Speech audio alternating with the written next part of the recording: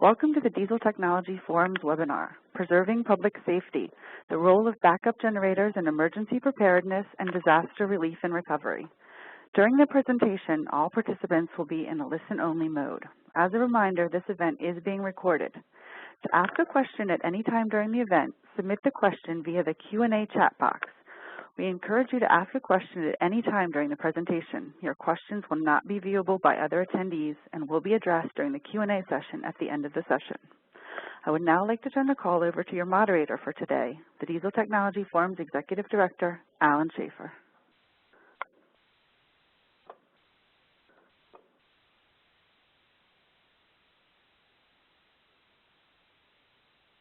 Provide you a baseline understanding about the role of emergency backup power systems in helping to protect public health and safety. So today's session is going to feature a number of experts in the field, and we'll introduce those in between the calls. A few housekeeping points which you've already heard, and we will also remind everyone that they'll get a survey at the end of this call, and we appreciate your help in putting that forward and giving us some feedback about today's session. That's who's talking right now, and we're coming to you from our headquarters here in Frederick, Maryland, and other folks who are coming to you from their locations around the country, and we'll note those as we get started. A quick word about the Diesel Technology Forum. For those of you who are not familiar, we are a nonprofit educational association that focuses on educating policymakers, media, environmental groups, and others about the benefits of diesel technology. And we work in a wide variety of areas, including diesel cars and power generation, of which we're here today to discuss. You can learn more about the forum at our website, dieselforum.org. The members of the forum I'd like to acknowledge at the outset here. Without their support, sessions like this that provide some important information to policymakers and others would not be possible. So thank you to all the member companies, and particularly those that are participating in today's session. Today's program is going to cover a number of different areas. We'll first provide a bit of an overview about the loss of electrical power and what that means and its frequency and cost. Then we're going to get into some of the very specific considerations and discussions about backup power systems. We'll have a couple of case studies that will outline the role of these units in recent disasters such as Superstorm Sandy, as well as some other applications. We're fortunate today to have with us two representatives from the federal government representing the Department of Homeland Security and the United States Army Corps of Engineers, and we'll be delighted to hear from them very shortly. And of course, we'll look forward to taking your questions as we get towards the end of today's session. We'll introduce the panelists individually between each session, but here's the lineup for today, and we'll appreciate your attention for each of these sessions. I'd like to begin with a bit of an overview and a background. As many of you know, electrical power is something that we rely on every day to do all the normal things of daily living, and whether that's participate in an event like this or charge our cell phones or operate our appliances and things at home, electricity is a valuable asset to modern life, of course. The loss of electrical power can be very disruptive, and it can be caused by a whole range of different factors. And the result of these is all the same, and that is that things that we were doing we're unable to do going forward. The causes of electrical blackouts in the U.S., according to the University of Vermont, one of the most recent and comprehensive studies, puts about half of those incidences in the category of weather-related, whether that's earthquakes, tornadoes, or some of the more frequently seen situations here in the Northeast, such as ice storms, and more recently the Superstorm Sandy. But regardless of the cause, these events occur with some regularity, and they do affect quite a large portion of the population, and those customers without electricity, then their activities are disrupted. Many of you will remember the August 14th, 2003 blackout in the Northeast. This was one of the sentinel events in the last decade of worrying more about the reliability of our nation's electrical grid. More than 50 million people were impacted during this 30-hour period. involving 8 states and 1 Canadian province. And the cost to the economy and industry and business, private and public alike, was somewhere between $7 and $10 billion. So the cost of these kinds of blackouts can be quite extraordinary. Beyond that, they have very specific and tangible impacts on businesses alike, from manufacturing operations to convenience and retail operations to our nation's transportation sector. All of these activities are highly disrupted when we lose electrical power, particularly for a longer period of time. And the consequences are not just economic losses, they also involve public health and safety threats. So there is an opportunity cost for losing electrical power, but there's also a cost and a risk to public health and safety. And this can come in a wide variety of different forms, whether it's loss of manufacturing capabilities and production of waste that we then have to deal with, whether it's risk of food spoilage and illness because of loss of refrigeration. These are all consequences of blackouts and the resulting circumstances from those.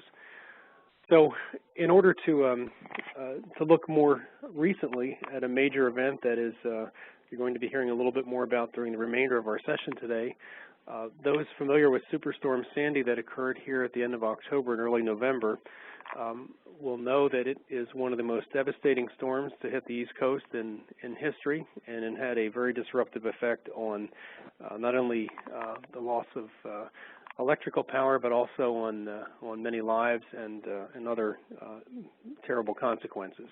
This map gives you an idea of the significance of the outages occurring up and down the East Coast during this couple-of-day period. And of course, some of these situations endured well beyond the couple-of-day storm period, and in fact, some of those still are in place today. So major storms like this can be quite disruptive. And during this period, we also saw, though, the role of diesel technology in helping to maintain some sense of electrical power and some critical operations keeping running. Whether that's the operation of data centers that happen to be located in the New York Manhattan hub area, or whether those in New Jersey that were relying on diesel power to maintain their operations. So those are some concerns that we've identified here about the use of these generators and units, not just diesel technology, but others going forward. And so we're delighted today to have with us a couple of experts that are going to talk about this in real-world terms. And with that, let me get us to our first presenter today.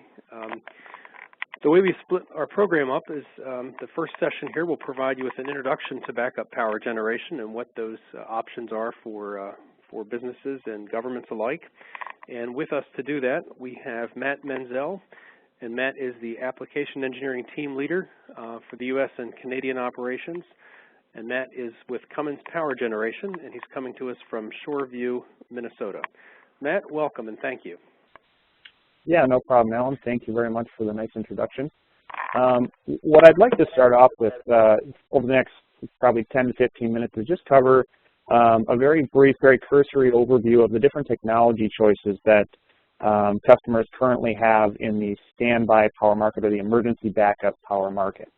When we talk about backup power, it's a very different scenario nowadays than what we had even 10 to 15 years ago, and what we classify as the modern standby power system. There's really 3 different types of load or applications that we see in today's customers' needs. The first being uninterruptible loads. And so we'll talk a little bit about what those loads would be. Primarily when people think of uninterruptible loads, it's servers or medical imaging equipment, basically loads that are extremely sensitive to any type of disruption in power, even if it's a fluctuation of a few electrical cycles, which is milliseconds. So those types of loads are extremely sensitive, and typically we back those up with some kind of uninterruptible power supply, aptly named because it has no interruption even if the utility goes out. And then that uninterruptible power supply, or UPS, is then backed up by a generator set, typically driven by an internal combustion engine. We'll talk about the different options we have there. The second type of load that we see, and it's probably the most notable or most commonly seen is what we call a Type 10 load. And a Type 10 load is qualified by NFPA 110, which is a standard that we utilize, basically being any load that would have some kind of implication for life safety. So this could be operations in a hospital, fire pump applications, things like that, where really you don't want to have an electrical outage for more than 10 seconds. Now, this isn't kind of manufacturing operations where, well, the company is going to lose some money if this particular drill press is down for more than 10 seconds. It's strictly related to life safety. And so those applications are where we typically see generator sets most frequently applied, and generally it's a diesel-fueled type genset. There are some options there for rich burn natural gas or propane generator sets as well. We'll talk about what the difference is between a rich burn and a lean burn natural gas or propane set in a few slides. But just know that typically either diesel or rich burn are typically what we see for Type 10 loads. And again, Type 10 indicating we need the power to be back on within 10 seconds from the outage. So very short time span there. The third type of load that we have is what we classify as the other loads. And technically there's a number of different types there, Type 60, Type 120, and then Type M, as specified by the code. But basically it's loads that are not nearly as sensitive to the time parameter. So it's these types of applications where we do have quite a bit of flexibility in the standby power system.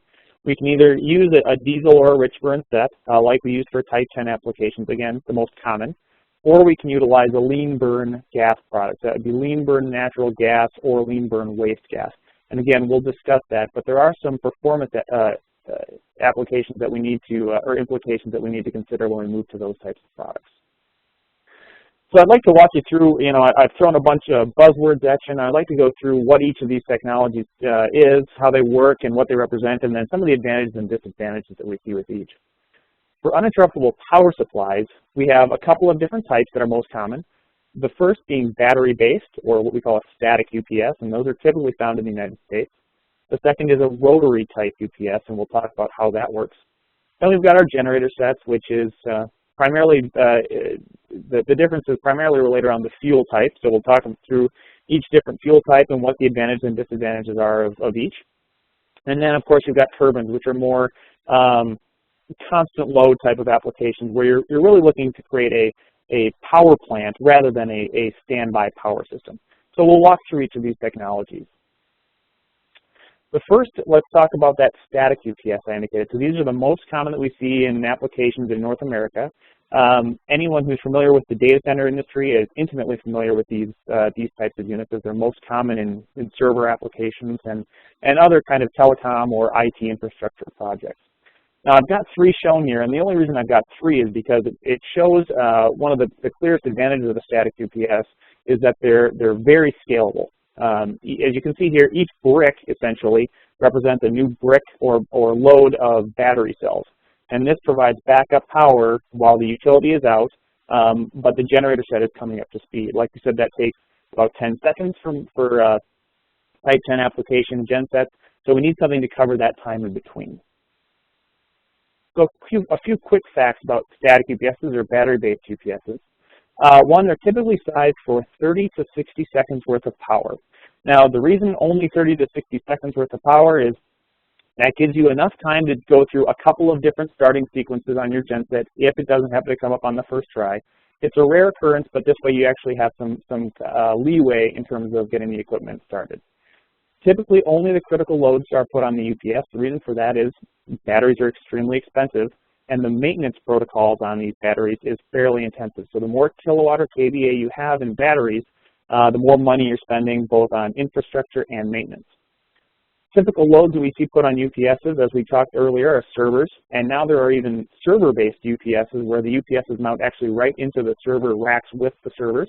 And then there's also standalone UPSs where they're off in a separate room as its own individual power system. Of course, you can have PCs. A number of folks may have a little UPS at home backing up their home PC in case of a power outage there. Also backs up communication systems, especially for 911 call centers and things like that. We've also got medical imaging equipment where you have instances where if you're taking an MRI image or something like that, any disruption in power during the taking of that image mess up the quality of that image, and so you don't want to have any disruption there. And then emergency egress lighting is another common one that we see on there. Nowadays, we're seeing a lot of that egress lighting move to battery backup or kind of hardwired backup. So that depends on the type of facility that you're working with. Again, we talked about these battery-based UPSs being most common in North America again. A couple of advantages that we like, or that we bring up with UPS systems. One is they're scalable. So if you only need 30 seconds worth of power or 60 seconds worth of power or 90 seconds worth of power, you can add on different modules to make that time span different. Or if you increase the capacity of your facility, you can also increase them to make them longer running or just take up more kVA. Because of their modularity, you can also replace certain components of them. So if you've got a particular rack goes bad, you can swap that out for a replacement. No issues there. And then it also provides assistance in temporary utility disturbances. So let's say you have a disruption in the utility, but instead of actually being an outage, it's simply a transient event. So either voltage or frequency goes a little bit off for just a little while, but it would be enough to toy with some of the microprocessors in a server. A UPS can actually ride out that event. Instead of having to bring your generator sets up online and waste fuel, you can ride it out with a static UPS. Some disadvantages that we talked about, one is the frequent maintenance. So anyone who's owned a laptop for more than a year or a cell phone for more than 6 months can tell you that the battery does tend to have a memory, even if they tell you it doesn't. So there is a lot of maintenance required to keep those batteries up to charge. The other issue that we run into oftentimes is that there's a reactive power issue that could happen in the system. If you've got a lightly loaded UPS, you've got a very large capacitance in that system, and you can have some feedback issues in terms of controlling voltage when you have a limited source, like a generator set or a turbine. And then harmonic filtering may be dependent on the load. So that's just another point we like to bring up. Whenever you're using with a kind of a static switching device like a battery-based UPS, you need to be worried, or not worried, but you need to be cognizant of the harmonic implications that could have for your equipment. So let's talk about the alternative to a battery-based UPS. So again, we're talking about that short time span between when the power goes out to when we can get a generator set online. Here on the screen now, we've got what's called a rotary UPS, also called a dynamic UPS. And typically what we see in blue there is the engine-based prime mover. And then as we move to the left from that prime mover, we have an alternator, a dynamic coupling, and then a flywheel. And we'll discuss what the purpose of each of those components is. So the large flywheel and the alternator for many of these dynamic systems will be continuously spinning, even on utility power. And what happens when the utility drops away is this flywheel has enough inertia in it to carry that alternator around for anywhere between 10 to 15 seconds while the while the engine fires up. Now, this is a little bit tricky in that it's not very modular unless you replace the whole flywheel assembly. So if you have only 10 to 15 seconds worth of momentum in that flywheel, that engine had better start on the first try. It's one of the risks that you run with one of these rotary UPS systems, and we'll talk about some of the advantages that go with it, but that is one of the big drawbacks of a rotary system, is that you are limited to that time component. So typically they are only diesel-based because those diesel engines are the only ones that can come up to speed that quickly. These are less common in North America just because of the scalability issues with them. They're a little bit more prevalent in Europe, but again, less common here in North America. A couple of advantages that we see with the rotary UPS. One, you have a single system for backup power. So you've got the spinning flywheel, which is then driven by the prime mover, the engine. And so there really is no need to have, excuse me, both a battery system and a genset. It almost serves as a hybrid between the two. And there's fewer major maintenance intervals because there are no batteries in the system, except for the engine starting batteries. Now, that sounds like a really good deal, except when you compare the disadvantages. Your duration is limited to flywheel size. So if you've got 10 to 15 seconds, you could be limited in terms of how much power you need to cover. And then also you could run into nuisance starts with the prime mover because whenever the utility goes out, even if it's one of those temporary disturbances we talked about previously, the engine might try to fire even though the utility technically has not dropped out. So now you've just burned fuel trying to get that engine to start. So let's talk real briefly about generator sets and the different types that we have available. For generator sets, it's typically a prime mover tied to an alternator, and then you have different cooling system options available. The primary difference in generator sets is the fuel that we use to drive them. If you've got an application that's a Type 10 system, where you've got 10-second starting requirements, typically what we see is either diesel, natural gas, or propane. You could use a gasoline-based generator set, but not many companies make them large enough to make them viable in the commercial market. Typically, you see gasoline more in the portable market, which are sub 20 kilowatts, and don't really have commercial applications, except for in construction or on-site consumer-based power. You can also get diesels in the portable market, and those can go anywhere from sub 30 kilowatt all the way up past 2 megawatt, and they come in typical common rental packages, and TJ will talk about that a little bit later. And then we've got the stationary market, where natural gas and propane and diesel kind of both run in parallel with each other. The difference is, what do you need in terms of performance of the product? So let's talk about diesel. Why would you pick diesel over the other ones? Well, one is you're independent of the gas utility grid, so you're storing fuel on site. Two, starting time.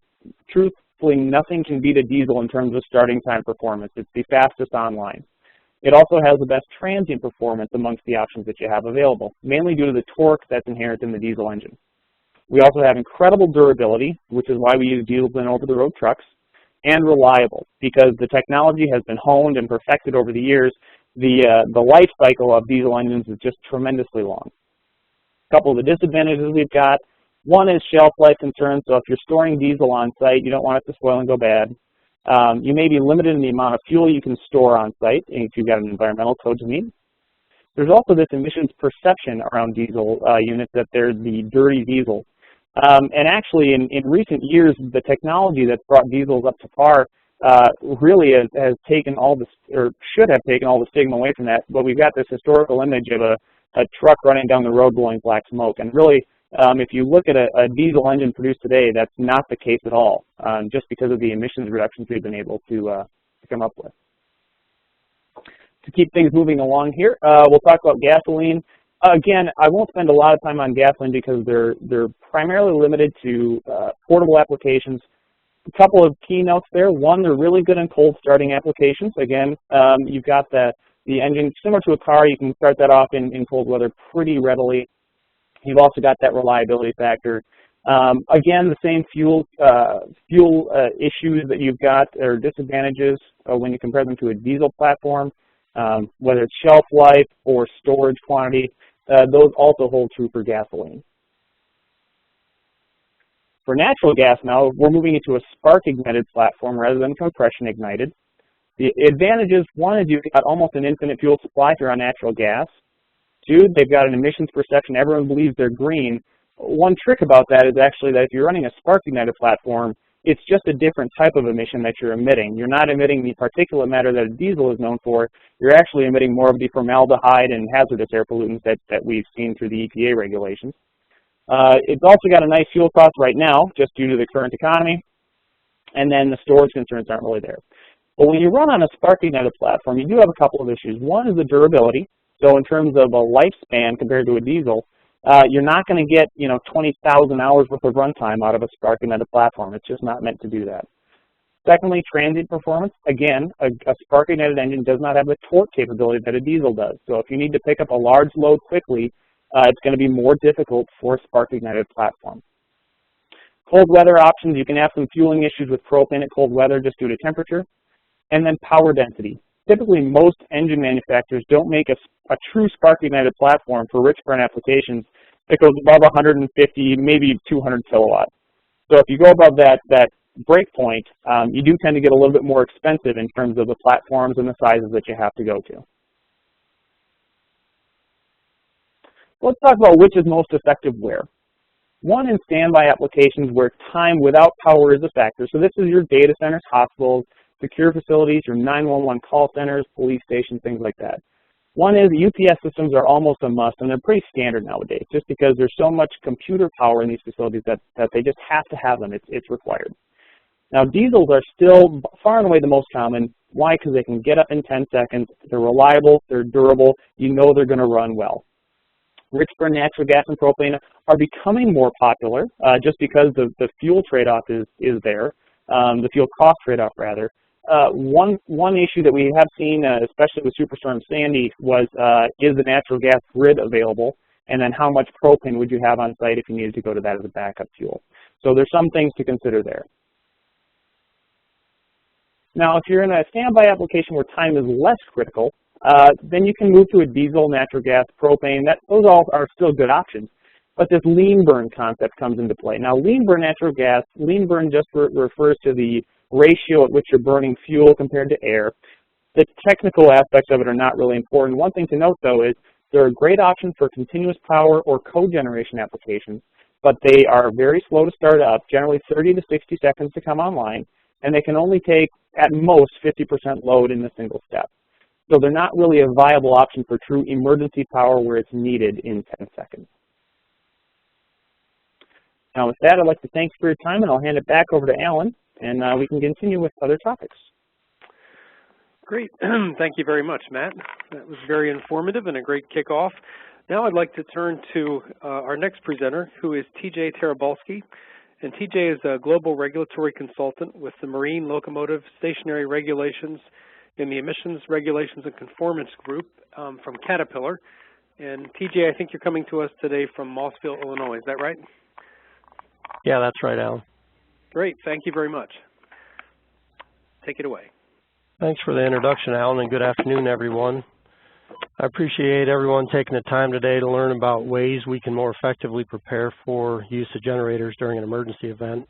As a member of the Caterpillar family, I feel obliged to point out two things about Caterpillar.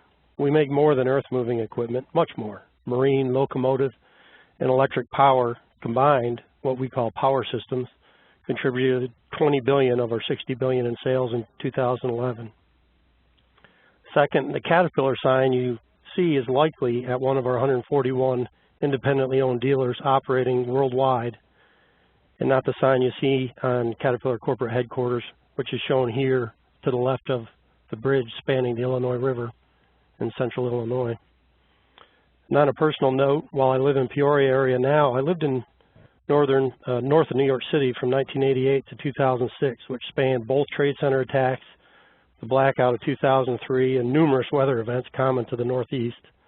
And it is really a privilege for me to be talking to you all today, and thank you for the interest in the work you do in helping us be prepared for our next emergency.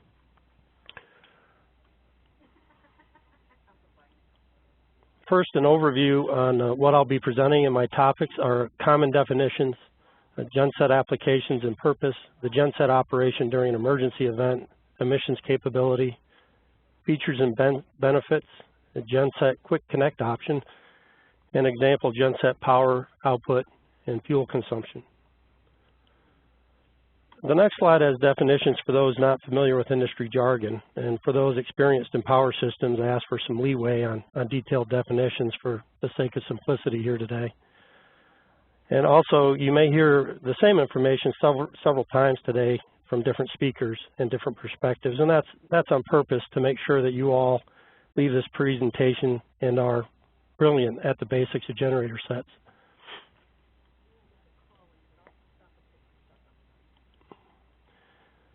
So the next slide is also some simplified definitions based on genset applications and purpose. First is a stationary generator, the yellow engine on the left, that is installed at a facility and used for emergency power in buildings, hospitals, data centers, cell towers, manufacturing facilities, etc. These engines can operate for less than 100 hours per year in demand response applications. Stationary engines can be larger than engines designed for transport, as they do not need to meet weight and size restrictions for regular transport. Next, a non-road mobile engine, shown here in an enclosure on wheels, is used for rentals, or as portables owned by utility, municipalities, industry, and contractors, etc. Next down the row is peaking engines, which are owned by municipalities, utilities, or industry for a power source. These gensets are turned on based on high grid power prices when operating a genset is a lower cost alternative to purchasing electricity from the grid. Next is demand response engines that operate more than 100 hours per year. are utility or industry-owned engines that power a facility and provide power to the grid based on a grid operator request to relieve an overloaded electrical supply system. Next down is combined heat and power, and that describes an engine that provides heat and electricity on a continuous basis to a facility. Last but not least is our continuous or prime applications, and examples of these are asphalt plants, rock crushers, and island power plants. And all four of these bottom categories are the topic of a future DTF webinar and not part of our discussion today.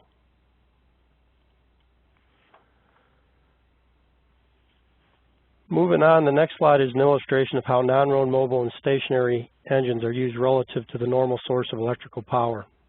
Time is shown on the horizontal axis. For the sake of today's discussion, the units are hours, but one can imagine the time horizon stretching into days or weeks. On the vertical axis, you can see the normal source of power. In this example, it is grid power, but in other cases, it could be a different source of power. And you can see the status change from green to black during an emergency event. Next up, the stationary emergency generator set, which is in standby mode watching the grid, and will typically power up, as Matt described, in 10 seconds to assume the full required power output of the engine when the blackout occurs. If a facility needs uninterrupted power, that very short transition of time from a drop in power to the generator, assuming the required load, is covered by the UPS as defined by Matt earlier. And generally, that UPS power is only available for a few seconds, so these engines must start very quickly. Once running, how long this engine can operate is dependent on good maintenance and planning, and is the focus of the next few slides. Once a normal source of power returns and a brief wait period occurs, the generator will go into cool down mode and shut down to standby mode and wait for the next event. The next line up illustrates how the non-road mobile genset is mobilized and connected during the emergency event or in preparation for the event. The period of time it takes for a generator to be brought to a site, connected and installed, the yellow region shown here, is a function of good planning and also discussed in the following slides. Also, consideration for extended operation needs to be considered. But first, while an emergency event can change priorities for people and organizations, low emissions continue to be an important priority for generator sets. This next slide illustrates the emissions capabilities of gensets, which have been improved due to the work of the EPA and manufacturers. On the horizontal axis is shown oxides of nitrogen, or NOx, and on the vertical axis, particulate matter, or PM. Both emissions have been lowered significantly from their unregulated levels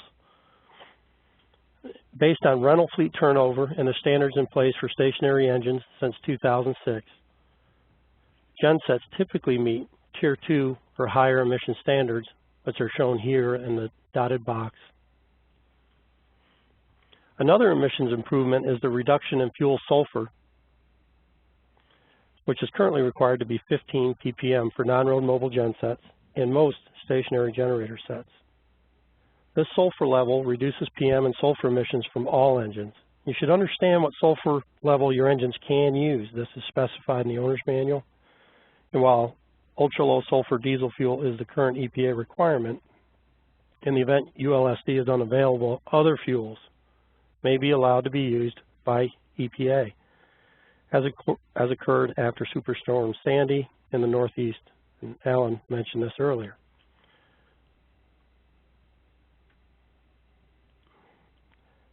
Now let's take a look at features and benefits by generator set type. The type of genset you need first and foremost depends on how quickly you need power and when the normal source of power goes away.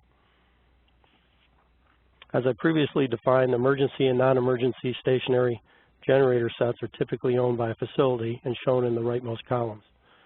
Non-emergency gensets are grayed out and the subject of a later webinar. For non-road mobile gensets,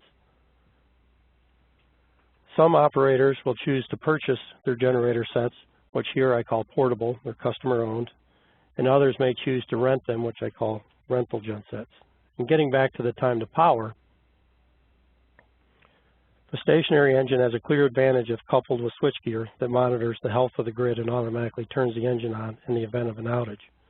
The non-road mobile engines can take hours to days if not set up ahead of time, and based on a demand, a rental may not be available. This is where owning a portable has an advantage, but that requires some investment. Looking at the investment row, a premium price is associated with having power available in 10 seconds with an installed and fully integrated stationary generator. And the rental genset has no investment costs.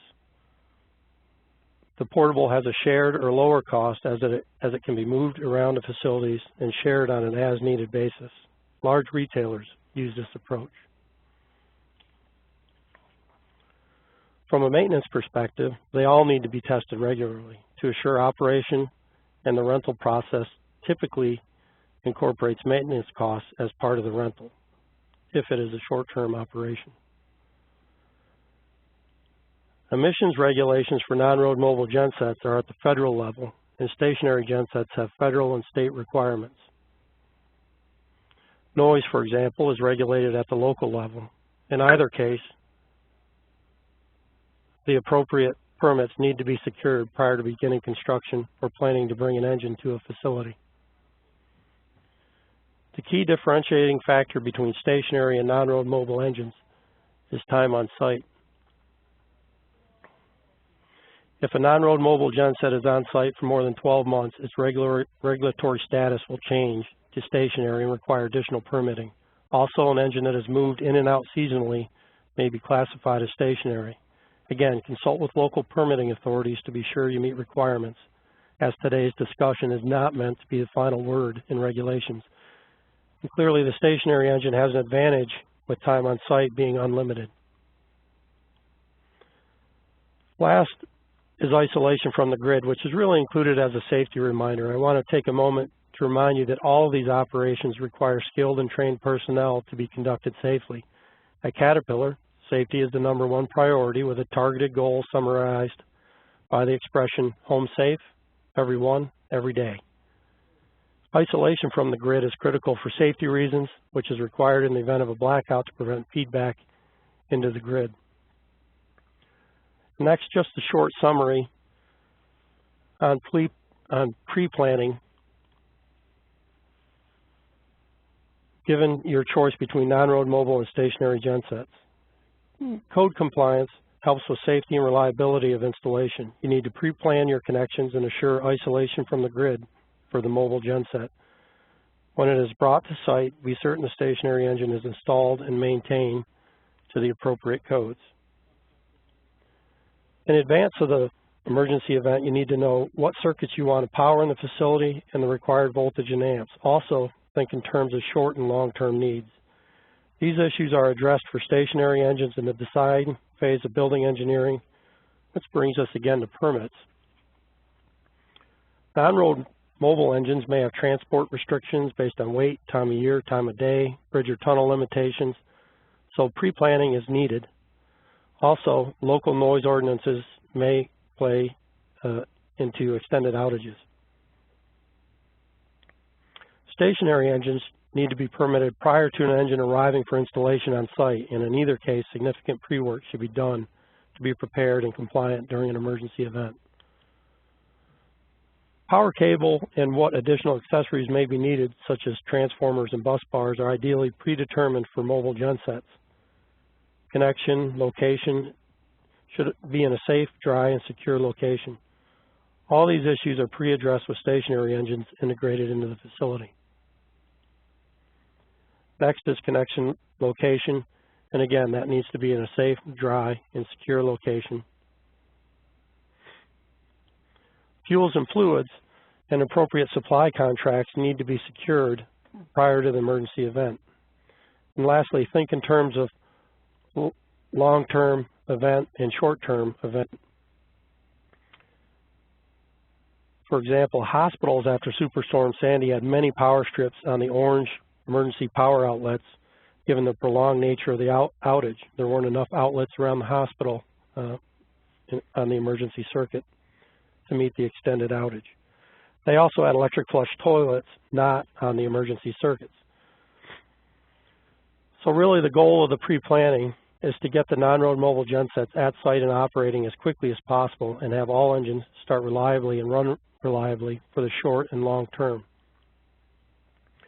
One solution that is available in a variety of forms to help with the speed of power for rental and portable installation is a quick connect system that allows fast and easy electrical connections. I talked a lot about connections, and if you observe an installation, you will find the electrical cables are valuable. They're heavy, much like wrestling an anaconda, so thought needs to be given to the routing, installation, and security. My last slide illustrates the size range of gensets that are available with rental generators, providing from 20 to 5,200 kW, and stationary generators ranging from 36 to 4,000 kW. The power demands and fuel consumption listed below are examples for reference. An office building, for example, requires 2,000 kW or 2 megawatt, and that engine will consume roughly 140 gallons per hour of diesel fuel. A gas station, depending on facilities, could require 70 kW, roughly 5 gallons an hour. A cell tower, 40 kW at 3 gallons an hour. And a low demand home set could use up to 10 kilowatts and less than 1 gallon per hour. And again, for your precise planning, contact a dealer and refer to your product information for exact estimates. And I appreciate everyone's time today, and I'll turn the screen back to Alan. Thank you very much. Great, thank you very much, TJ. Appreciate that that great presentation. Now we're going to have our first case study, and today's first case study comes to us from H.O. Penn, who is a Caterpillar dealer in servicing the Southern New York and State of Connecticut locations. And with us today is John Callahan, who is Vice President of Power Systems Division for H.O. Penn. And John has some firsthand experience in working in the region, and most particularly in the recent Superstorm Sandy, and is going to provide some great stories for us and insights on how that went. So John, thank you very much, and the floor is all yours. All right, Alan, thank you very much. Good afternoon, everyone. As Alan pointed out, my name is John Callahan, the Vice President of Power Systems Group at H.O. Penn Machinery. We were incorporated in 1923. We've been the Caterpillar distributor for Southern New York and the State of Connecticut, and we maintain 6 service locations in our territory. This is a map depicting our territory and where we have our branch locations. This is the major event history that we have dealt with over the years, for about the last 10 or so years. Of course, we responded to the World Trade Center event in 2001. We operated remotely and supported the efforts in Florida for Charlie, Francis, Ivan, and Jean in 2004. Of course, Katrina and Wilma in 2005. Queens, New York blackout in 2006. Significant Staten Island brownout in 2010. The infamous Sandy event in 2012, accompanied by the snowstorm, and also during the summer of 2012, actually late summer, we had to deal with a Brooklyn brownout in support of the local utility.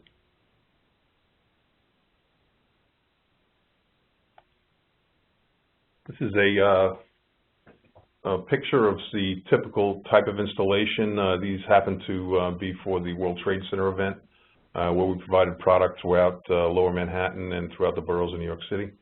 Although they are specific to 9/11, the installations don't change their look so much over the emergencies that we respond to. In addition to generators, we additionally provide voltage transformers, distribution equipment, technicians to set up, maintain, and operate the equipment, as well as internal support staff. We coordinate fuel delivery and transportation. Some of the considerations that we've grown used to through our experience is that we also need to be very conscious of contingency for reduced or displaced operations in the event that any of our facilities are affected by it.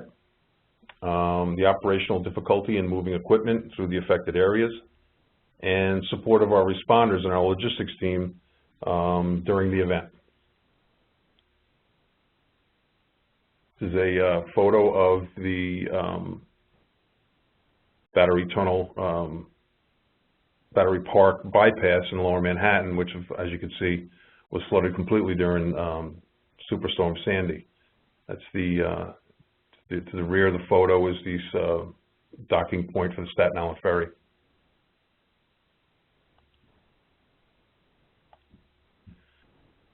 Some of the considerations that we need to be aware of as we're responding to customer requests, and the things that we have to go through and verify is that, has the event created conditions that would prevent the use of a generator? The integrity of the connection points and distribution, is it flooded? Has it been damaged by any structural effects? Do we have access to the service location? Is there the ability to locate or site the generator? And the stability of the site conditions related to any future flooding or structural compromise. This is a photo of one of our service vehicles that was supporting a stationary location in their parking garage that was flooded. We lost that van and 3 others in Sandy. And as an interesting point, within about 10 minutes of the time this photo was taken, the van was completely covered with water.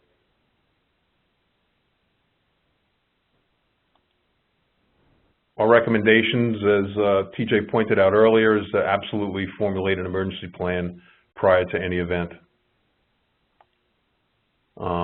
Absolutely recommend that customers in any emergency entity perform a site audit to determine the load that they have, whether it's essential, whether they want to power the entire facility. That will differ based on the season, kilowatts, amperage, and voltage. Determine the point of where you will connect the generator set and the type of connection that you'll be using, either into existing distribution equipment or, as TJ pointed out earlier, to a quick connect pre-installed type installation. Very, very important when you're determining where to site the generator, where it'll be located exactly at the facility, what is the distance to the connection point. Critical to know in order to be able to provide the cabling that TJ spoke of earlier. It's extremely heavy, it's very expensive, it's very difficult to get into the locations. So if we know that accurate amount, we can always provide the generator and the appropriate amount of cable necessary to get the facility up online. The genset needs to be located in an accessible position in order to be able to service it and provide ongoing fuel, as the event can, in many cases, stretch out for weeks at a time. And then as the event extends out in terms of time, the sound and the exhaust from the generator will begin to affect the surrounding neighborhoods and pedestrians and such, so it needs to be a consideration.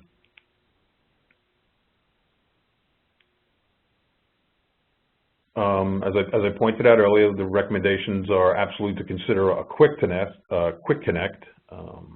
Pre-arranging for equipment, we have many arrangements with customers that do their site audit, make the pre-arrangement. We keep equipment on reserve in the event of an emergency, and we can begin to talk about, particularly during the hurricane season, we do run rehearsals and that type of thing to be sure that everybody's ready. And then, of course, the ultimate prevention and having to avoid that circumstance is to install permanent backup power.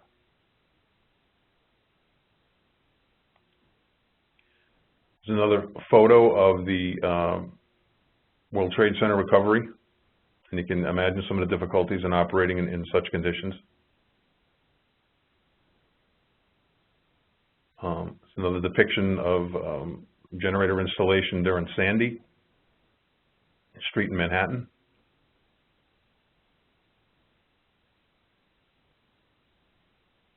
As I mentioned earlier, typical install capacity today, particularly in urban areas, most equipment is located 30, 40, or 50 floors in the air, away from, on a building floor, away from any threats of any flooding or those types of things. Although there was a problem that we did experience during this last event with a significant amount of flooding, that fuel tanks were filled with water.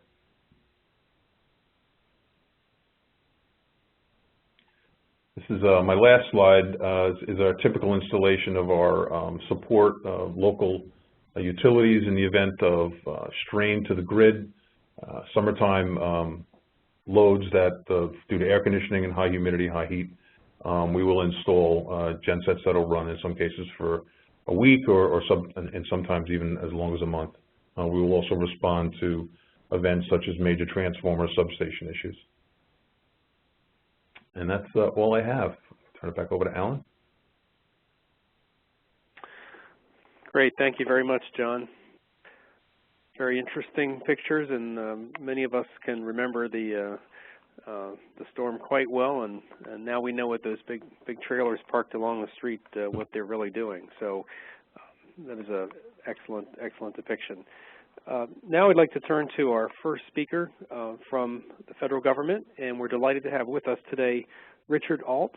Richard is the branch chief from the Homeland Infrastructure Threat and Risk Analysis Center, otherwise known as HITRAC, from the Department of Homeland Security, and he's coming to us from Washington, D.C.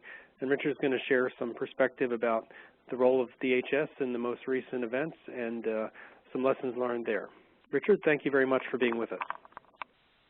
Yes, good afternoon, everybody. Once again, my name is Rich Alt, and I'm with HITRAC, DHS, and as many of you know, there's a variety of different federal agencies that will come to the scene of a major event, a hurricane being, of course, one of them. And I'm happy to see that somebody from the Army Corps of Engineers is here to speak to you, because they certainly are subject matter experts in electrical power generation and emergency management issues. I'm going to talk to you about some of the issues that we look at more from a analytical point of view within an event. And so when a hurricane, I'm going to basically talk about hurricanes for the next few minutes. When a hurricane stands up, we start looking at reports that are coming in from NOAA, and we are required to come up with a report 48 hours before landfall. Now, that sounds all good and well if the hurricane follows a traditional route where it kind of moves in a predictable path, and then the cone of uncertainty keeps getting smaller and smaller as it gets closer to landfall. For all of you who tracked Sandy at all, you know that that was not a predictable storm. So in theory, we're supposed to come up with this report 48 hours before that we pass up through our secretary, occasionally goes to the White House, in which we do predictive analysis to try to figure out how bad the storm might be on critical infrastructure within the United States. We have the elevation along the coastlines from Brownsville, Texas, all the way up to Maine. We have mapped out, with the help of the states, critical infrastructure throughout the entire United States, but specifically along the coastlines, so we can look at flooding or tsunamis and those types of things. With Sandy, it was unusual because 24 hours before the storm, we were targeting more towards the Delmarva Peninsula area.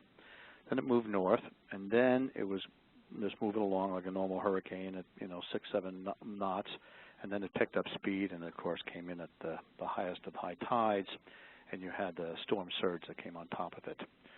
So we work 24 hours a day when those storms are getting closer, and we provide, once again, this analytical support to DHS senior leadership on what we think might be the impact, so they can start leaning forward as to what resources they may be able to bring to a governor who may or may not ask for assistance in it.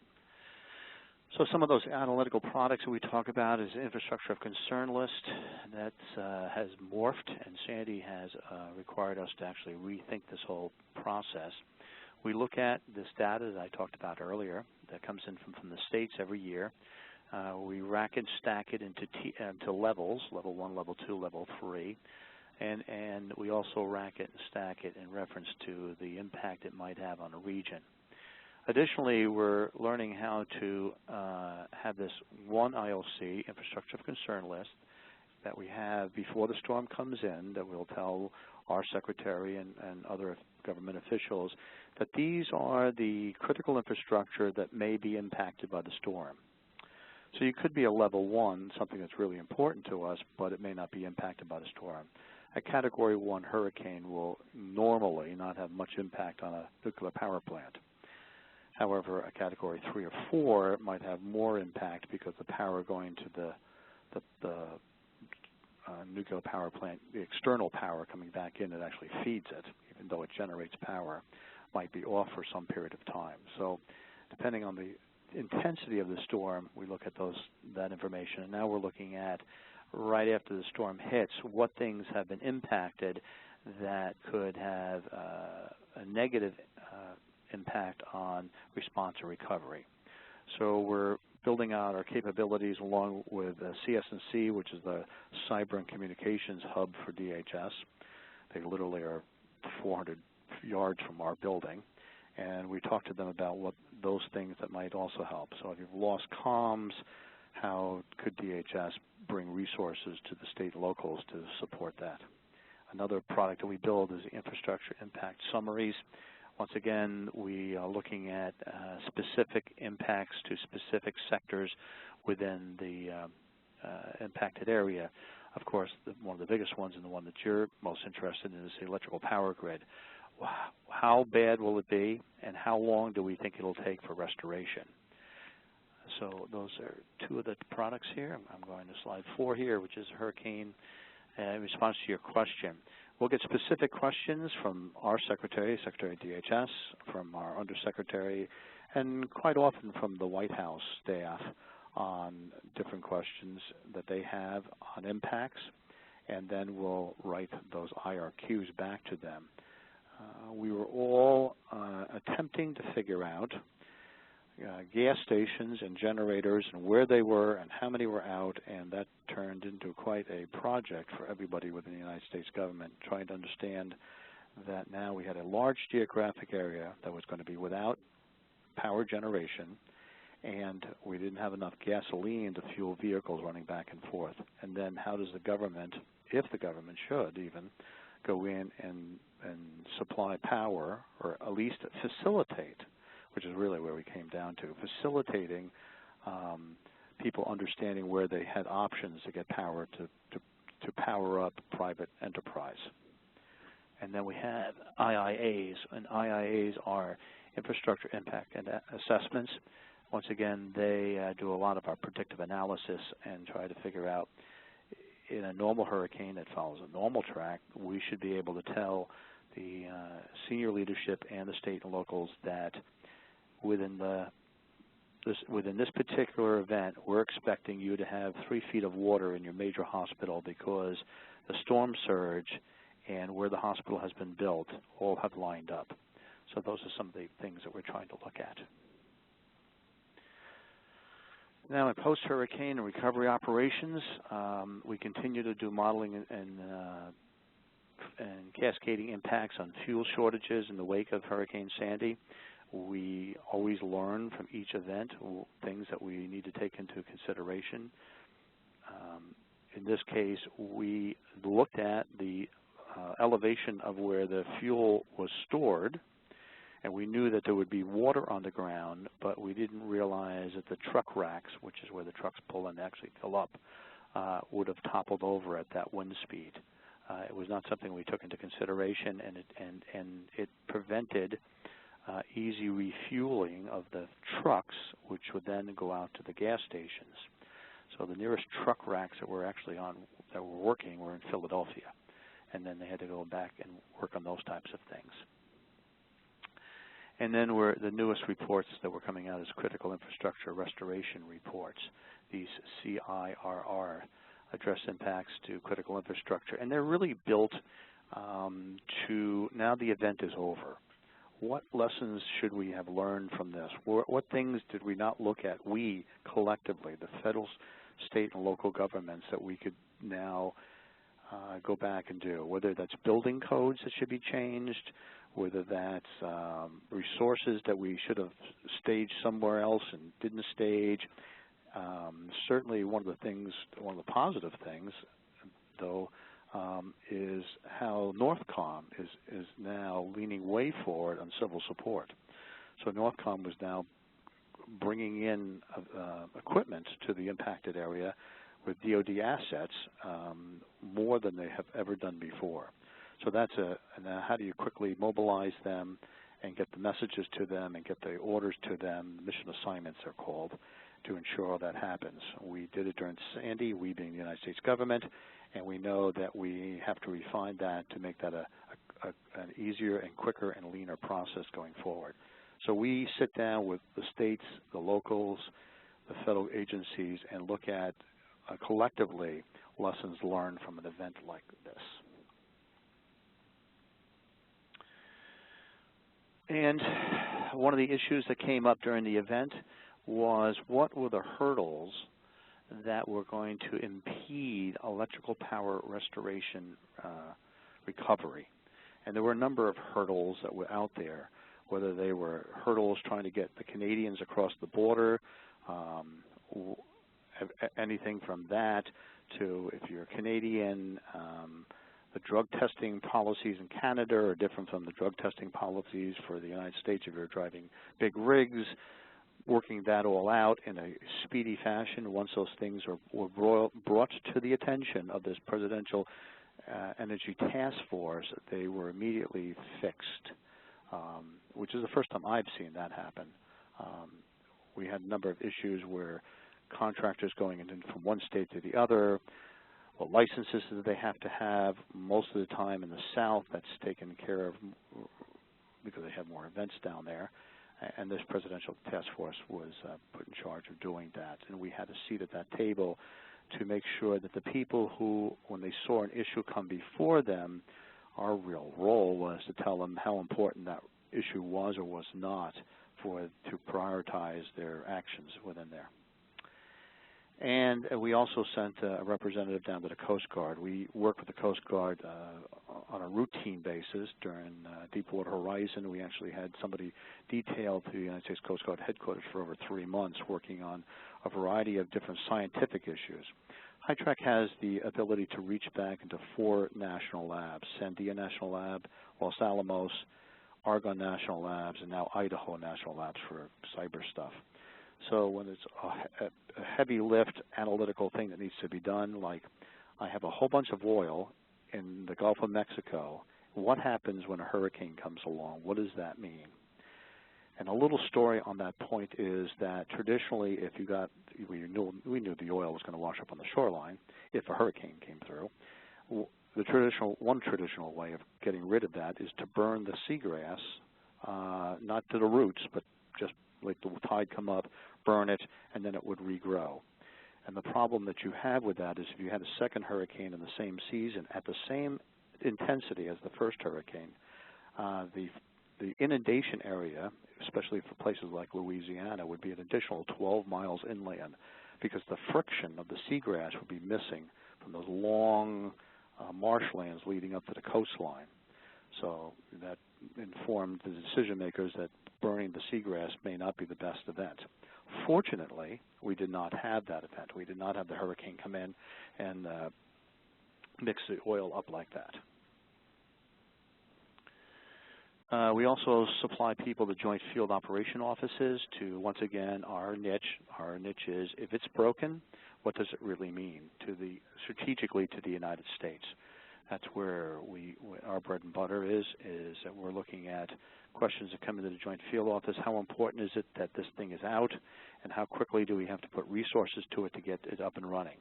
Is it just the bottom line of a company, or is it something that is critical for the war effort or for whatever other issues may be? And we try to identify that and bring that to the joint field offices as quickly as possible. Post-Sandy considerations, supplementary power. We traditionally would look at electrical generation when we looked at critical infrastructure with the United States and attempted to, with our private security advisors that are in IP, that's infrastructure protection, to see if somebody had a generator. And then we would check the box in our heads that then they should be okay, except for refueling issues if the power went out. And we have learned now over the last couple of storms that the placement of generators is also an important factor. If you stick them in your basement and you have a lot of water, like Sandy, either the tanks that hold the fuel or the generator itself can be flooded. If you stick them outside, the tanks that hold the fuel can be knocked over if you have a lot of wind. So understanding the placement of the tanks for the fuel, understanding the placement of where the generator is going to be stored, if it's long-term, and as several speakers have already identified, the maintenance schedule, either it's done or it's not done, has a big impact on things as well. As you know, we had a derecho in Washington, D.C. This past summer, and one of the reasons why we didn't have 911 service for 1.2 million people was because of a generator that failed to start. And so I think I've already covered most of the stuff on slide number 9 for you already. And I think that's it. And I'm certainly willing to take any questions. Can I turn it over to Alan? Yes. Okay, thank you very much, Richard. Appreciate that, that interesting summary of the work of DHS in this most recent event. I want to point out to all of our attendees that today's session is being recorded, and you will have access to the PowerPoint presentations that you're seeing right now on the screen in just a short period of time after the session today. So we'll appreciate that. Also, a reminder that please send in your questions through the Q&A feature located on the lower right-hand screen of right-hand side of your screen on the web system. So with that, I'd like to now move on to our next presenter, who is Dave Bishop, and he is a National Emergency Power subject matter expert with the United States Army Corps of Engineers. And David, thank you for coming on. I know it was a little bit of a last-minute thing, but we're very much delighted to have you here. Thank you. Not a problem. Thanks for having me. And yeah, it was a little bit of a last minute trying to kind of get together to put some slides together.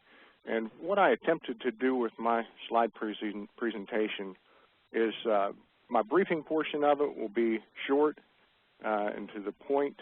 And but the objective is that the slides that I have on here are going to give you resources to where you can get much more detailed information and a complete picture about everything that the Army Corps of Engineers does when it comes to the temporary emergency power mission. So, that being said, I'll just start out by kind of continuing on from what Mr. Alt mentioned about having support functions that work for the Department of Homeland Security. Army Corps of Engineers is one of those support functions. We're ESF, Emergency Support Function number 3, which is Public Works and Engineering.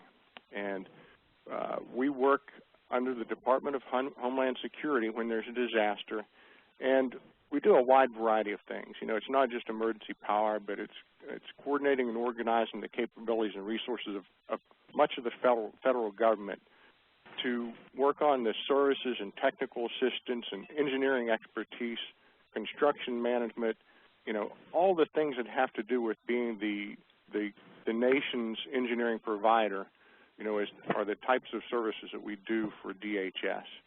One of those things is, you know, aside from, you've heard about blue roofs probably after hurricanes that we go out and put on, and you know about the debris removal after hurricanes and ice storms and those sorts of missions.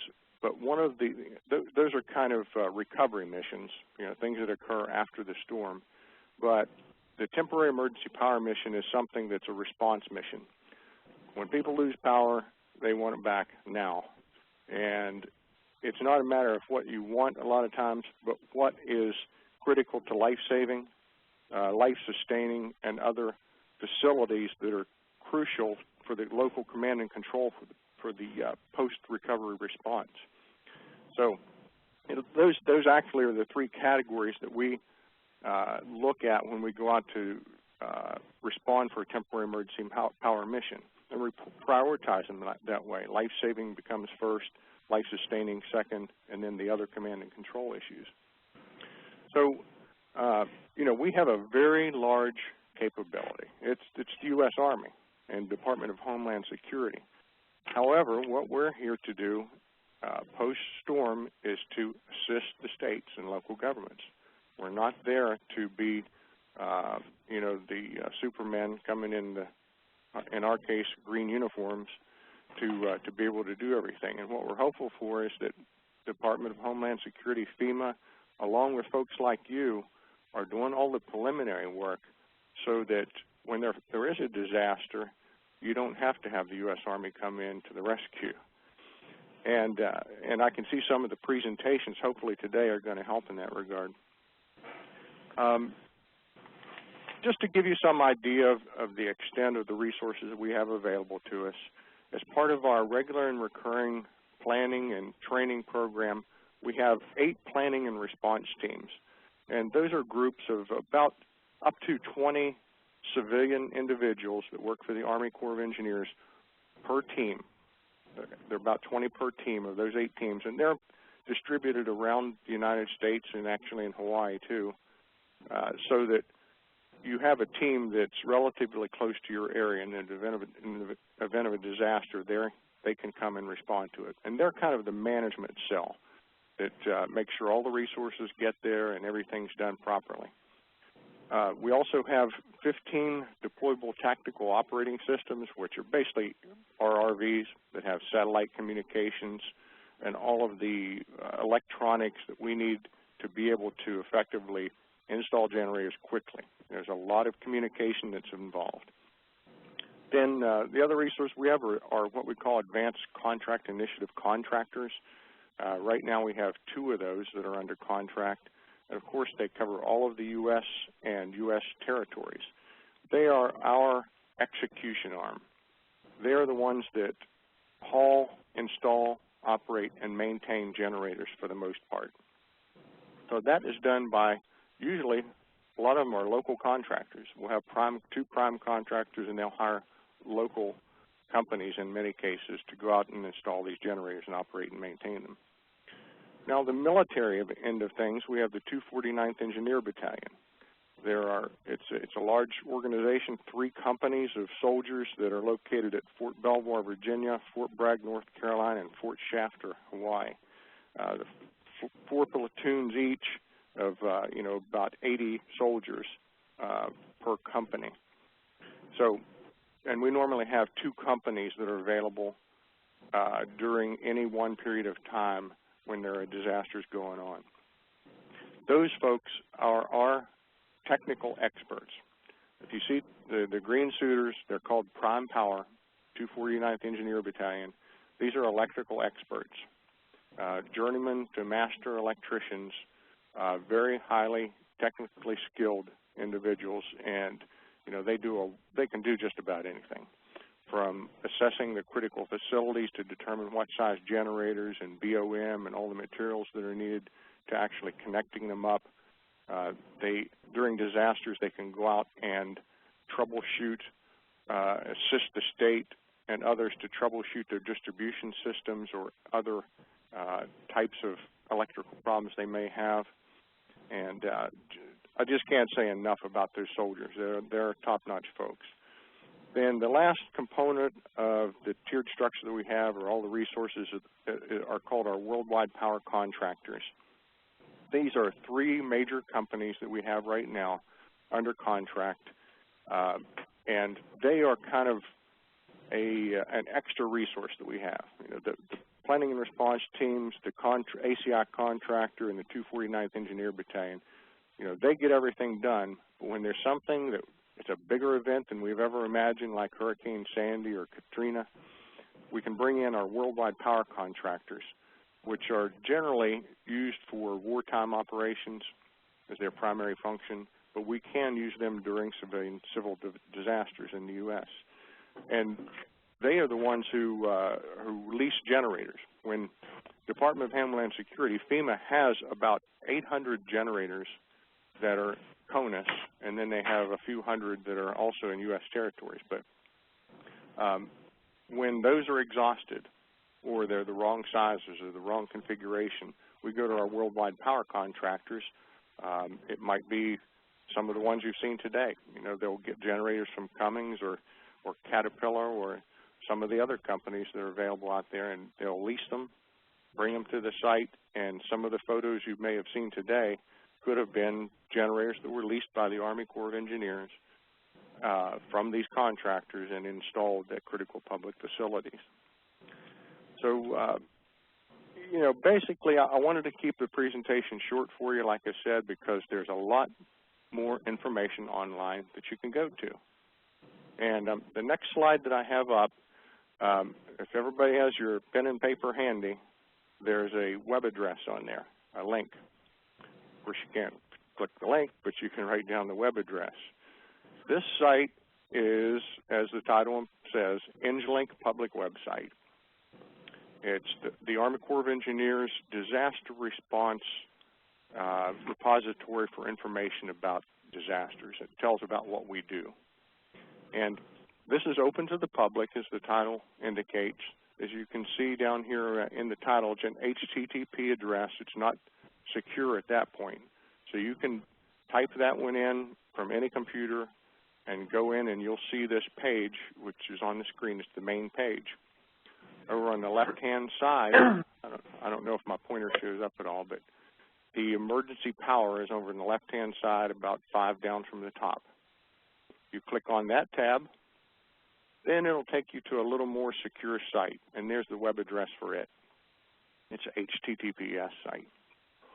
Now, when you get to this, it's the temporary emergency power page.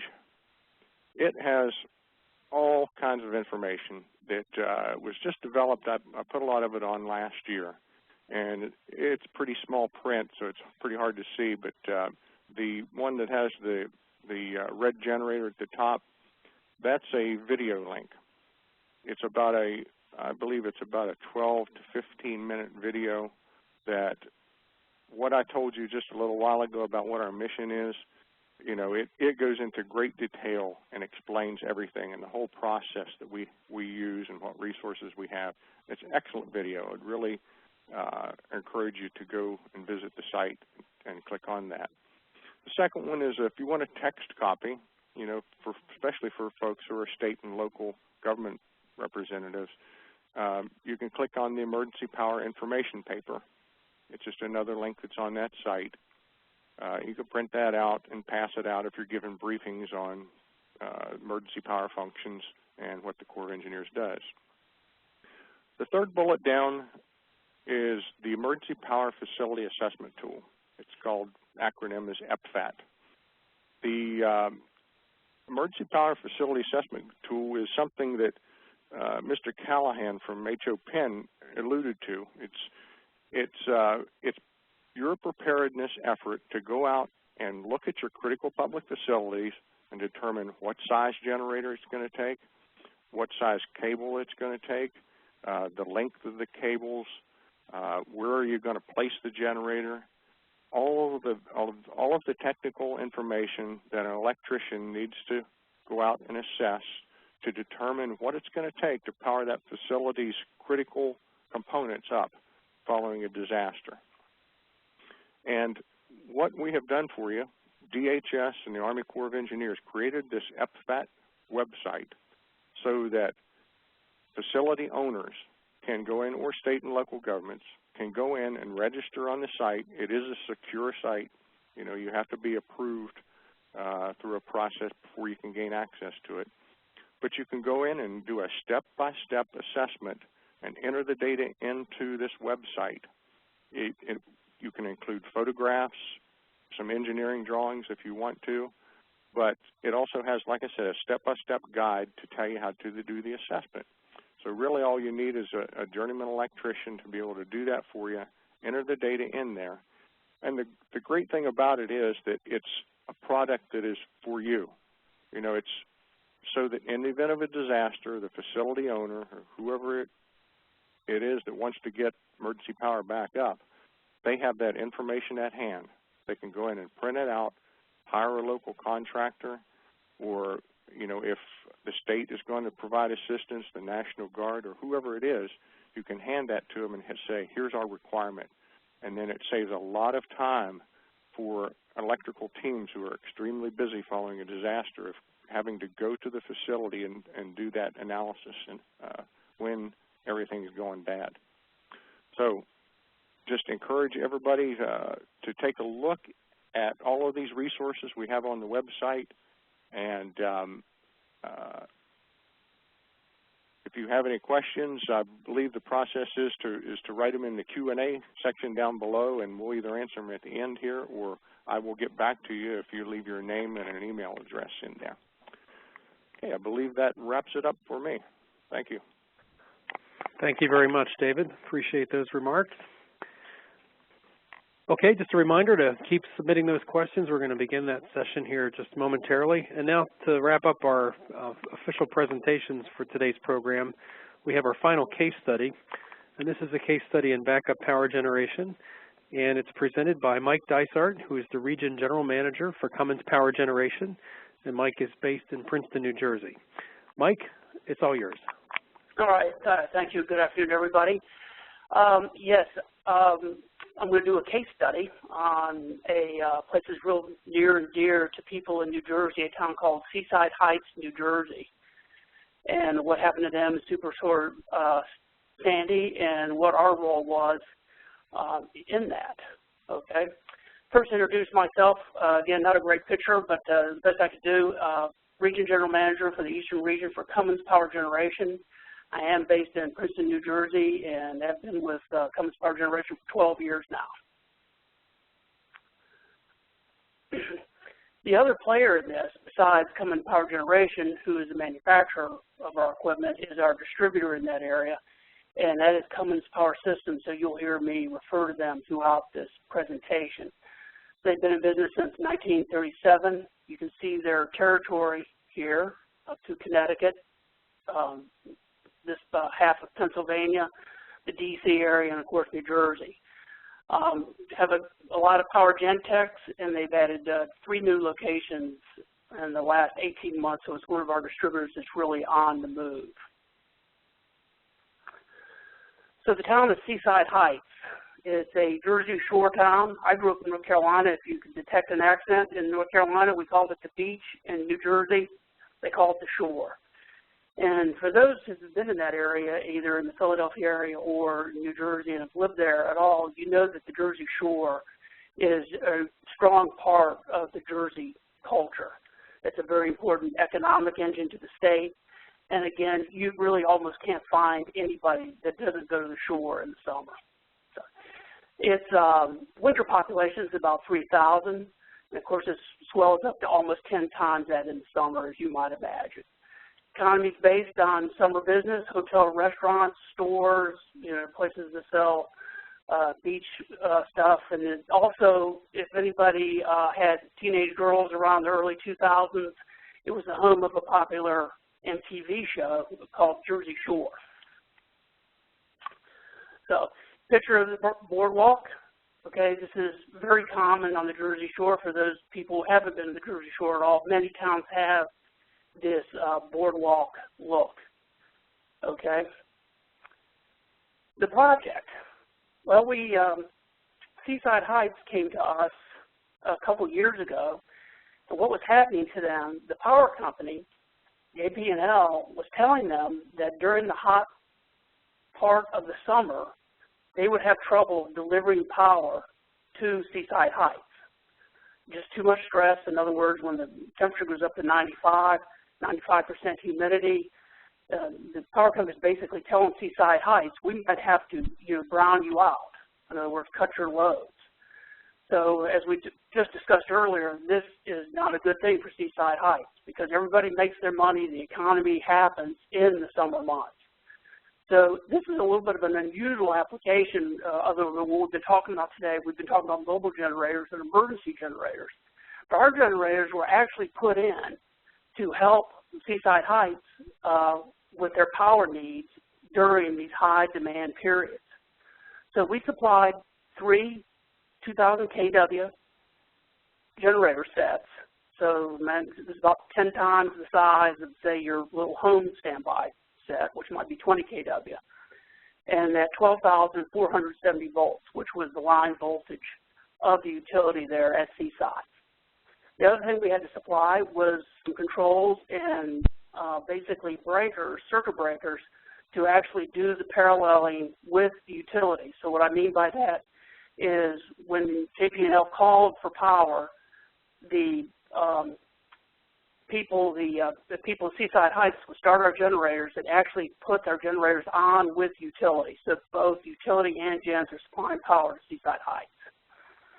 Okay, we supplied some sound attenuated enclosures, and you'll see some pictures here in a minute, but some after treatment for emissions. There's been some discussion about emissions, so we put some things on there to help really clean up the exhaust because these engines could run for extended periods of time. Okay, and we installed and commissioned it July of 2012, just in time for the season to really hit down there. Here they are. They're in 3 enclosures. There were 3 2,000 kW, as I mentioned, and 1, 2, 3 in enclosures. Tanks down below them, day tanks, and then we had some other tanks also feeding fuel to this. Here's the after treatment system. You see up here, we chemically treat the exhaust, so practically just water vapor comes out when they're running. Here's our 60-liter engine, big engine, okay, and then here, you can't really see it here, is the alternator that's actually making the power. So that's the setup. So we were down there, and we're doing real well with Seaside. They were using our generators, and of course, here comes the storm. And just as the forecasters had predicted, it pretty much made landfall. The eye of the storm pretty much made landfall kind of here, right here in Atlantic City. And just as they were saying, the people that are going to bear the brunt of the storm will be to the north and to the east. So the surge is coming in, so the storm's kind of swirling this way. Here's Long Island. We heard about the Rockaways getting, destroyed practically. And then, of course, Seaside Heights is north of Atlantic City, kind of right in here. So it was basically in the bullseye of this thing. Well, the aftermath, and you've seen many of these pictures. You can see all the salt spray got up around the tank. Here is probably one of the most iconic images of the storm itself, of any of them, is the roller coaster from the boardwalk and the pier, dumped into the ocean. An aerial view of that. Here's how many towns looked in the Jersey Shore. As many people said, basically what happened is the Atlantic Ocean met the bay, and the bottom of the Atlantic Ocean just came in and just dropped on these towns. To give you an idea of what it looked like there. People mentioned flooding earlier. People probably remember the New York NYU's hospital lost their gens to flooding. Well, here at Seaside Heights, we just made it. Here's the level the water came to. So another few feet up, and these generators would have been in very big trouble. Just another picture here of what the water did to move the staircase. Here's another picture of the water line where it came up. So again, very lucky that this equipment did not get hurt. So, all right, well, here's what happened. Cummins Power Systems, I mentioned earlier, is our distributor in the area. At first, of course, the island was on lockdown. You saw the pictures of the New Jersey State Highway Patrol blocking anybody trying to get in. The only essential people were people like FEMA, mentioned earlier, were allowed in, and that kind of thing. And after a couple of days, they did ask for our techs to show up. So what happened is 4 techs from Cummins Power Systems did a revolving door type thing where they took turns, but they went down and started our generators and basically provided power to the town.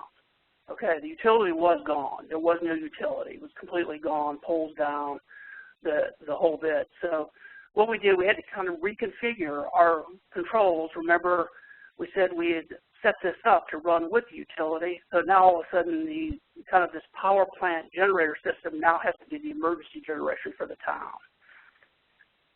So each tech went in for a 5-day shift, and we ran our generators for 20 days straight. And basically each tech had to be there 24/7. The Seaside was so nervous. We ran 1,000 gallons of fuel in there every day.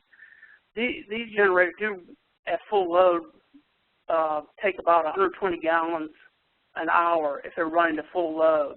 But the load was very light at Seaside Heights because, as you can imagine, just the amount of destruction, there wasn't a whole lot of loads.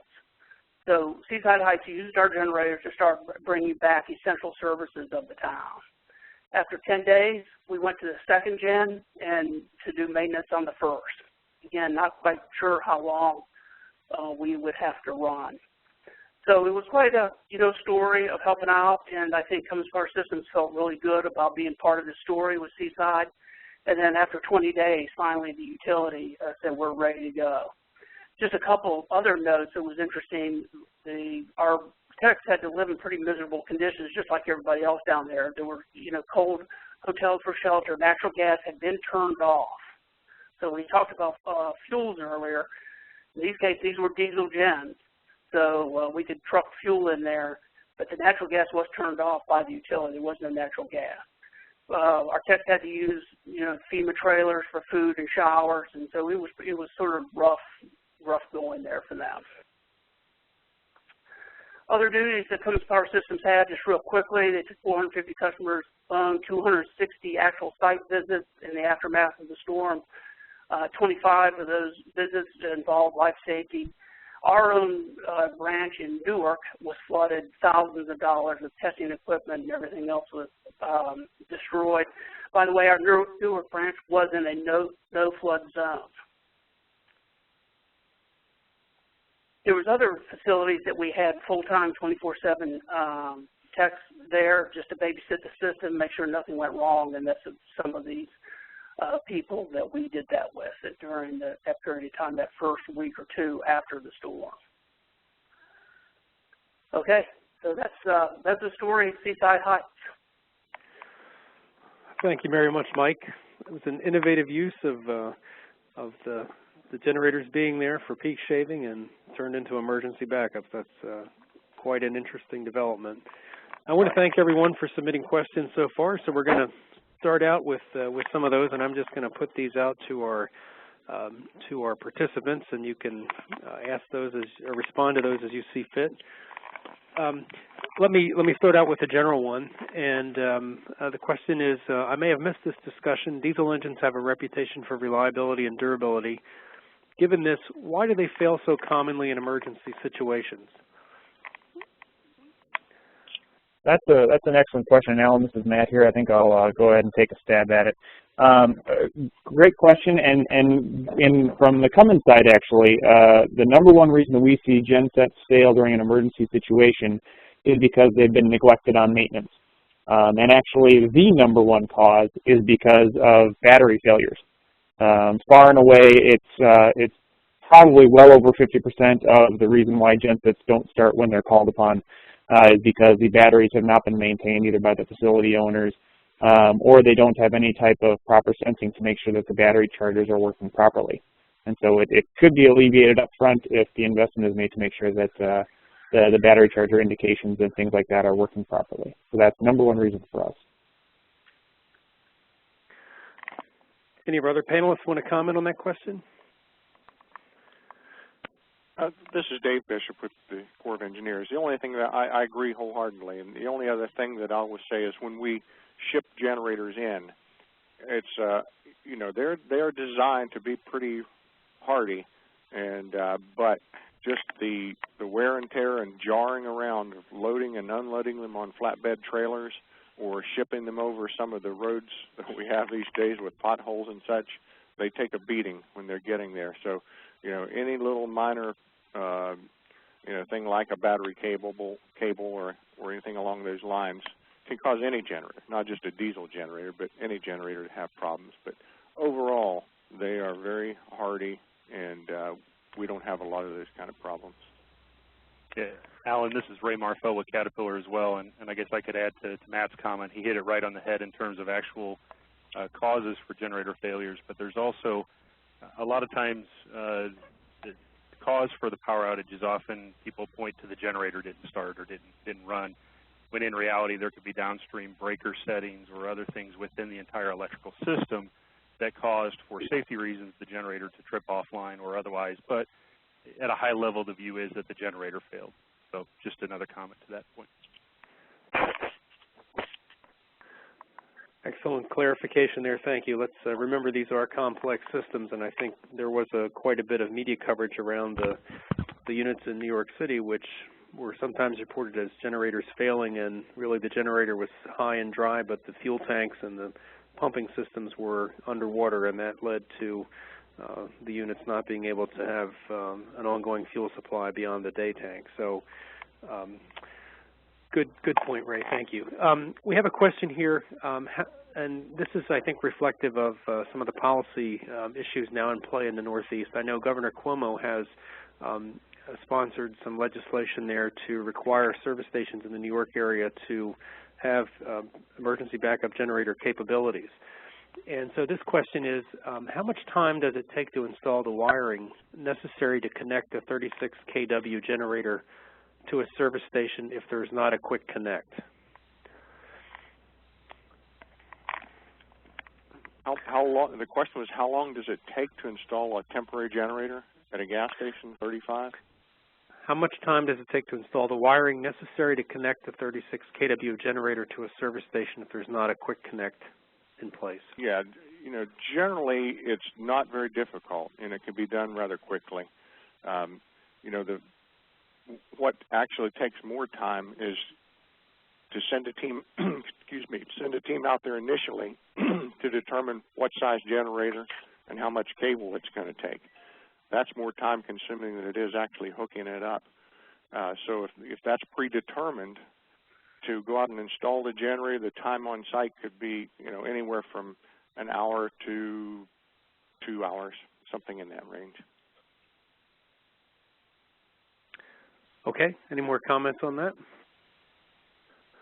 Alan, this is TJ from Caterpillar. Yeah, I do want to add to the point that in a pinch, there's a number of people that know how to do this, but the preferred approach is to have licensed electricians or people trained at doing that work, the ones actually performing the work. So that's another thing that takes some pre-planning in order to get the right people at the right time. Yeah, this is John Callahan from HOPEN. I would agree completely. It's not necessarily the time it takes to physically do the install. It's finding where to install it. Many times people who own the gas stations or the facilities don't know themselves. So you're literally trying to figure this out in the dark. Okay, some more questions coming in here. Let's see, this question has to do with fuel stabilizers for increasing the shelf life of fuel. And the question is, how long can we store fuel using such additives? And then what is done with fuel that is off-spec due to length of storage? And how to deal with fuel contaminated by water? That's a really great question, especially with regards to all the flooding issues that we've been having. Typically, it's a question that comes up pretty readily with standby customers. You know, if it's a hospital or some kind of facility where they need to have extended run times, they could have well over 96 hours worth of fuel on site. And so that's basically liquid money just sitting in the tank. There are a number of different additives that you can use. It does depend on the region that you're in and your fuel provider, though, so I will say that. You know, typical shelf life for diesel, you know, most people will quote it anywhere between 6 to 12 months. With typical additives, that can be extended all the way out to 2 years. If you really are looking for a solution that is a little bit more long-standing, there are fuel polishing systems available. And so this is a service that's typically available from either your generator set dealer or distributor, and that's kind of irrespective of manufacturer. Or there are systems that can be installed on site, and a polishing system is essentially a filtration device, for lack of a better term, that actually removes the impurities from the diesel fuel to prevent breakdown of the fuel. So if you're looking for a longer-term solution, a fuel polishing system might be a worthy investment, but it is, again, it's a capital cost up front that might sway your decision. Alan, this is TJ. I can add a little bit to that, Matt's explanation. With regard to water and the fuel, when you look at events like Superstorm Sandy and you have water getting into some fuel tanks and fuel remaining in the tanks, it's important to get that water out as soon as you can, because it will create microbial growth that will plug filters in the long run. That said, once the water's out, the fuel should be tested to see if it still meets the requirements. So there are fuel testing suppliers that work can be done with. So that's one thing that can be done to make sure that the fuel meets the required specifications is to have it tested. But the key is to get that excess water out of the tank as soon as possible, and that's part of your tank maintenance as well, is to dip the tank regularly and make sure there's no condensation and water in the bottom of the tank. And with regard to fuel stabilizers, it's important that you address it in two ways. There's thermal stability and oxidative stability. So when the fuel's stored in the tank, if you can minimize the exposure to oxygen, the level that you keep your fuel tank at, it's better to keep them full than empty. And adding the stabilizer when the fuel is new and fresh is important. Once it's aged, the additives are not as effective. And also there you can work with fuel suppliers and their proposed solutions to address stability. They generally are the experts in that. Okay, thank you all. Here's another question. What are the recommendations for how often and what duration should stationary diesel engines be tested? Sure. So there is a recommendation in the National Fire Protection Agency, or NFPA, standard 110 that gives guidance on exercising of gensets. Typically what we like to see is once a month for a standard diesel product. There are ways to work around that schedule or be flexible with that schedule if you have issues in terms of being at site once a month or something like that. The key that we're looking for when we're exercising the genset is not only to make sure that all the components are working properly, which you obviously want to do at least with a simulated power failure event at least once a year, but you also want to exercise the genset to make sure that you're running the genset up to a proper temperature.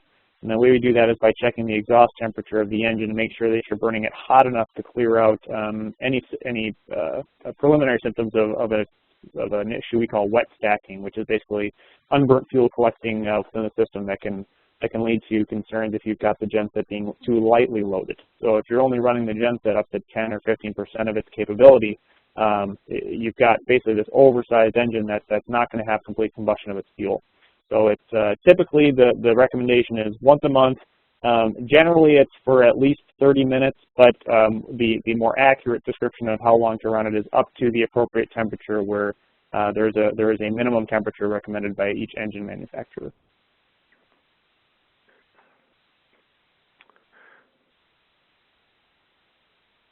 Okay. Let's see. Here's a question. Are any localized air quality impacts considered when deploying these mobile emergency generators? For DHS or the Army Corps, are most of the generators contracted and deployed to low-tier emission standards or new, higher-tier, cleaner generators? This is Dave Bishop with the Corps. I guess I'll start out by saying that the initial generators that we generally use to install are FEMA generators, and most of them have been around for a long time, to be honest. And you know, they have replaced some over the years with some that are more efficient and cleaner. So the answer is most of them are older, and they're not, but they do have some that are newer and do. You know, once the FEMA inventory is either used up, we have them all installed, or we need generators that are different voltages and configurations and such, different types of generators. Generally, the ones we lease are new ones, or very new that are well maintained, and you know, they're usually much cleaner and better generators.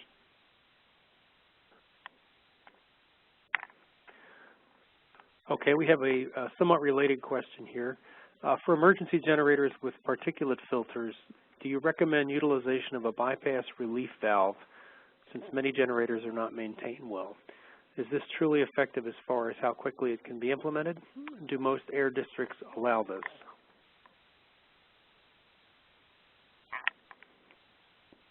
I can start with that, Alan. In general, when you look at the technologies that are applied from a new engine perspective, the stationary engines meet Tier 2 standards without filters. And the reason that is the way that the technology was settled on with manufacturers working with EPA is the low number of hours per year that the engines run, and the importance that the systems run in scenarios that we just described. So you can ride through the roughest of weather and circumstances without an impact on reliability. The other challenge is that with emergency engines, it's hard to predict what load is going to be applied to them, as was just talked about. So that at light loads, filters will need to have protection systems and regen systems to keep them working reliably. So the short answer to your question is, in general, we don't recommend the application of filters to emergency engines for reliability reasons in the aftermarket. This is Rich Wolf. I'd like to follow up question on that, because we've run into this issue this is from DHS, from the position of filters. Those generators that do come with filters, is there an industry recommendation of how many extra filters, few filters, whatever filters they may be, should be on hand for the owner-operator? Are you talking about exhaust particulate filters or fuel filters? I think the issue that we ran into is fuel filters, because, as identified earlier, the tanks that hold the fuel are in various states of readiness, and they sometimes get clogged up. So does the industry make recommendations of how many extra filters? Because during the emergency, trying to go out and buy a fuel filter is somewhat difficult. Well, this is John Callahan. We provide at least one set of fuel filters for every machine that we send out, but it probably makes sense to send a case, particularly as the engines run longer and the quality of fuels seems to deteriorate somewhat, the higher percentage of water contamination over time. So we absolutely send at least one set of filters for each machine we send out. Yeah. Hey, Richard, Mike Dysart here from Cummins. Yeah, I've been in the business here for quite on the sales side, okay, and I can pretty much tell you I don't think there's really an industry standard as such. That's something that's decided by the owner and perhaps the design engineer. Okay, thank you. I think I just wanted to throw that out really for consideration of the owner-operators, that we have identified, in addition to the things like batteries, which have already been identified, that fuel filters seem to be an issue because of the various states of repair of the fuel tanks. Yeah, this is TJ from Caterpillar. I just want to add, there's also the fuel supply systems often have a separate filter from the engine that's independent or part of the facility, and they need that needs to be kept an eye on as well. And in the event of water contamination, you may not see problems with filters in the near term, but in the long term, months or half a year down the road, if that water isn't pulled out of the tank, that's when you'll start to see filter plugging on the fuel system. Continuing on this theme of questions related to fuel supplies and stability, here's a question regarding biodiesel. Are biodiesel blends recommended or discouraged for backup generators? Are there long-term biodiesel fuel stability concerns? If biodiesel use is acceptable, what are the guidelines on maximum blend percentages and storage times? Alan, I could probably take a crack at that one. I think at a high level, without being manufacturer specific, it kind of depends. But I'll answer generally by saying, yes, it is allowed. And then the second part of the answer is how much that blend can be biodiesel sort of depends upon the actual operation of the equipment. Each manufacturer is going to have different guidelines, but typically when you get into a lower hour of application, when the unit isn't operating as much, in many cases like these standby emergency products are, you start to have, as TJ mentioned earlier with regards to fuel storage in general and water contamination, you can start to get some organic buildups depending upon that biodiesel. That long term over the life of the equipment can affect the fuel lines and fuel system components.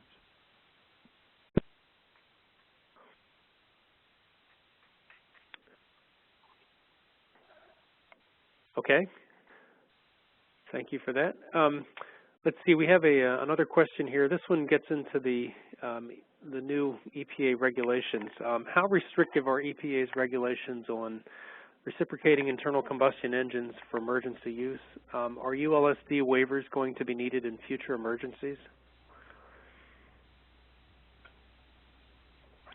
This is TJ from Caterpillar. The waiver that was issued was a supply-related issue, so it's hard to predict the future, but we help to prepare our customers for that eventual outcome. So yeah, we put in our manuals what is allowed, but the current regulation requires the use of ULSD for non-road mobile and most stationary engines.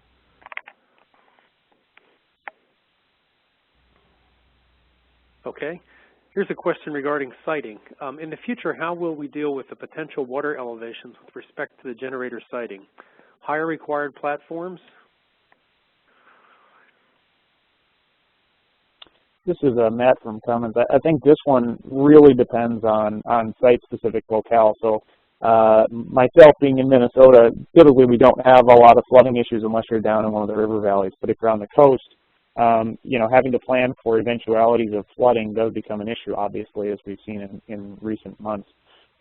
It really does boil down to site specifics. If the floodplain is a concern, or if you're in a critical site like a healthcare center or something like that, apart from varying the height of the platform, generally changing the location entirely can be advantageous. We've seen a number of hospitals that will insist on putting their power systems up on the 3rd or 4th level or higher because of floodplain considerations. Now, I believe one of the issues that they had in New York was that when they had a hospital generator go down, they had the fuel tanks were in the basement, actually. And so it's important to consider not just where the genset is, but also where that fuel supply is coming from, because if the genset is up on the roof with its day tank, it doesn't matter how well maintained that genset is. It is dependent on where the fuel source is and whether or not that fuel source is still viable with the level of flooding that has occurred. So it really is site-specific, unfortunately, though, but platforms may not simply be enough. This is John Callahan. One of the issues that, and it makes sense, is that there is a limitation, particularly New York City Fire Code, will significantly limit the amount of fuel you can store above grade.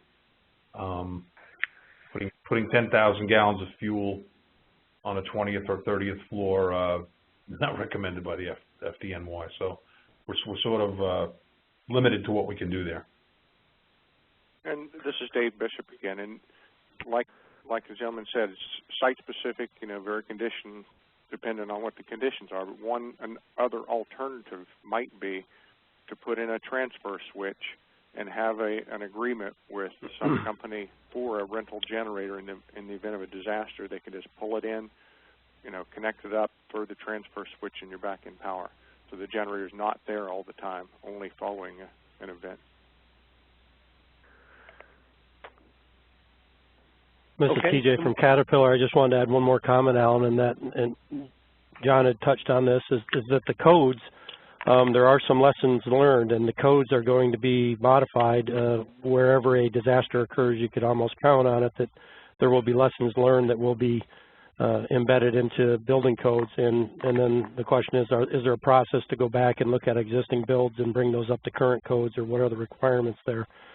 So when we say, review the codes, it's not just a one and done, it's a continual vigilance that's required to make sure your facility is up to the latest lessons learned.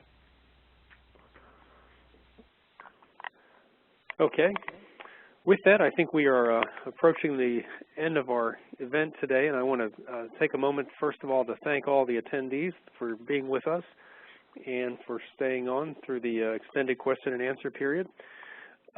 Secondly, I'd like to thank our participants today, all of our panelists from Cummins and Caterpillar, the Army Corps of Engineers, the Department of Homeland Security, Cummins Power Systems in the Northeast, and HO Penn.